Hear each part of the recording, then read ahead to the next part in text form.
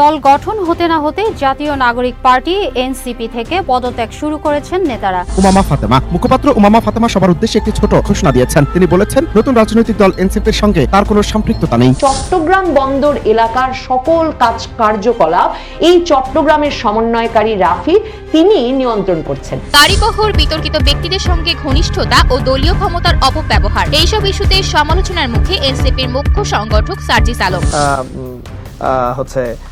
নিজস্ব কি বলবো, আপনার পেশা কি কোথা থেকে আপনি আয় করেন? আমি আমার হাউ ইম্পসিবল, কখনো এই সমন্বয়করা যদি ডাকে আর একজন মানুষ এই ধরনের কাউকে পাবে না, কখনো না। তারা আমাদের সাথে ভয়ঙ্কর রকমের প্রতারণা করেছে।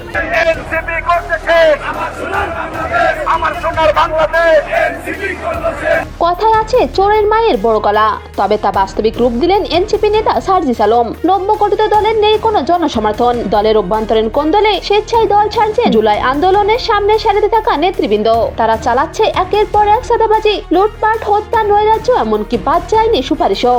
ভাই, আজকে পুলিশের স্পেশাল ব্রাঞ্চের দপ্তরি পদে নিয়োগ পরীক্ষা ছিল, আর কোশ্চেনের আনসার সহ দিয়ে দেওয়া হয়েছে।